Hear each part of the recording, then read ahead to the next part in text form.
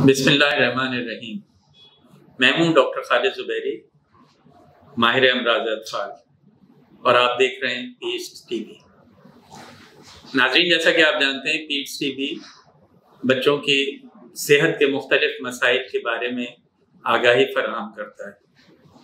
आज हम जिस मौजू पे बात करने जा रहे हैं वो एक बहुत ही अहम मौजू है। वो है खुसूसी बच्चों की देखभाल, यानी डिसेबल्ड यानी माजूरी का शिकार बच्चों की देखभाल। वर्ल्ड हेल्थ ऑर्गेनाइजेशन के मुताबिक ये एक बहुत बड़ा ग्लोबल हेल्थ प्रॉब्लम है। दुनिया भर में तकरीबन हर 7 में से 1 शख्स माजूरी का शिकार है। अगर हम बच्चों को देखें तो दुनिया भर में 9 करोड़ से ज़्यादा बच्चे किसी ना किसी माजूरी का शिकार है। माजूरी एक ऐसी चीज़ है जो किसी भी शख्स को किसी भी वक्त हो सकती है। माजूरी एक बहुत बड़ा ह्यूमन राइट प्रॉब्लम भी है। आमतौर से लोग खुसूसी बच्चों को या खुसूसी अफराद को मुख्तलिफ समझते हैं। ऐसे अफराद बहुत सारी ज़ातियों का शिकार भी होते हैं और इनके बहुत सारी इंसानी हुकूक की हक तलफी भी की जाती है। अमूमन तालीम, सेहत और ख़ुद मुख्तारी जैसे बुनियादी इंसानी हुकूक से इनको महरूम रखा जाता है। माजूरी की बहुत सारी किस्में हैं।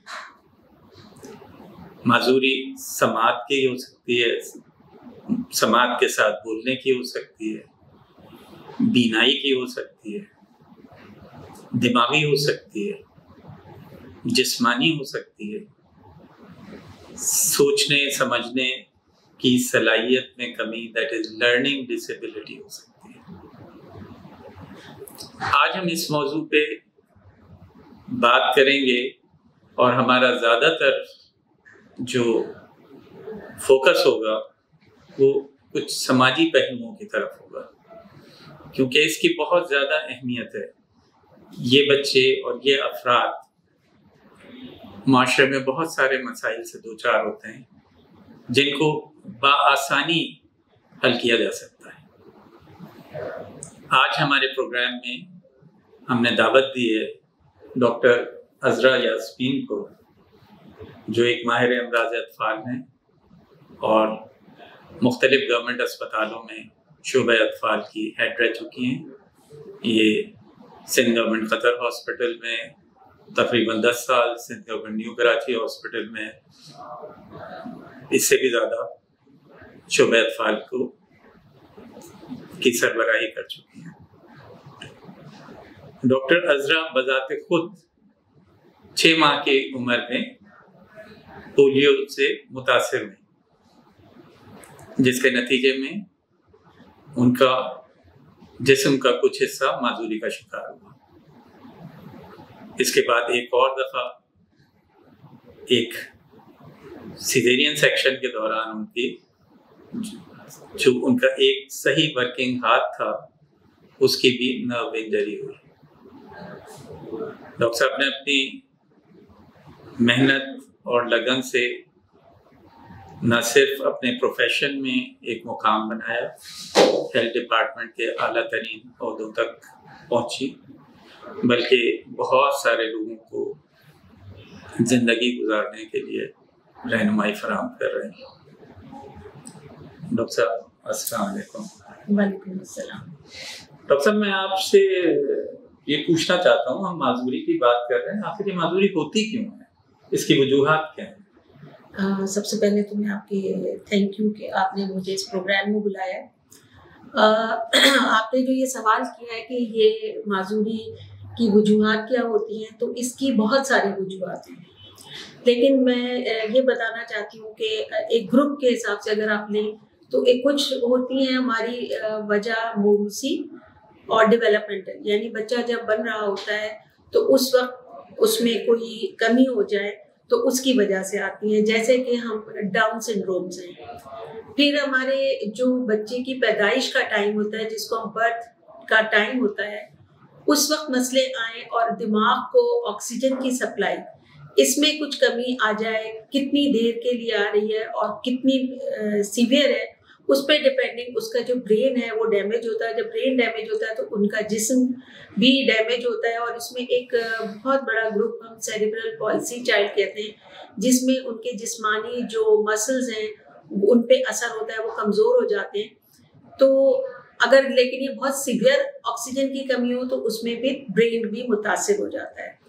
तो इसमें एक इसीलिए कहा जाता है, इसमें पाकिस्तान पीडियाट्रिक एसोसिएशन से बहुत काम कर रही है कि जो बर्थ का प्रोसेस है, इसमें जो न्यू बॉर्न है उसकी स्किल्ड अच्छे तरीके से हम डिलीवरी करें, ताकि हम उसको इस ऑक्सीजन की कमी वाले मसले से बचा सकें।